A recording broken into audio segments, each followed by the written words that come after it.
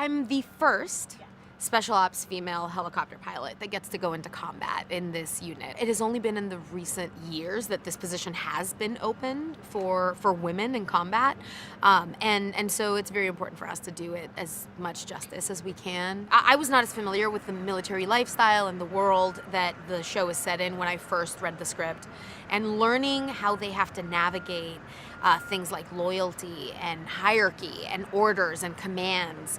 That was really interesting to me. The fact that, even in a relationship, they're not allowed to touch on base, and there's not allowed to be any basically signs of affection, because that blurs lines, and how important those lines are to be clear.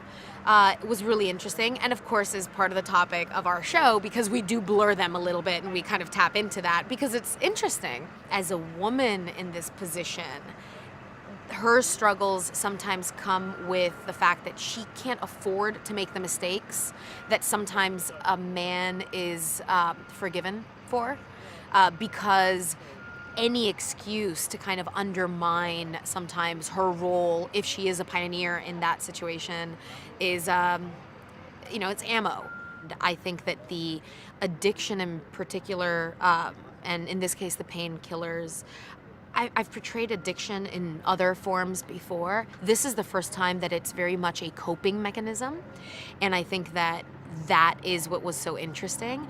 She's not doing anything different than any of us would do. It's just her coping mechanisms tend to be the painkiller, the easy out. Do they make separate uniforms for women? They're fitted a little bit differently because on screen they read differently than in real life. They're not meant to be as functional in the same way. They are legit, they're standard issue, and they have the fire retardant, and the boots are standard issue, and we have our wonderful wardrobe department has done a very good job at keeping things very authentic. It still has to be made for TV. It's not a documentary, but at the end of the day, we are trying to stay as accurate as possible.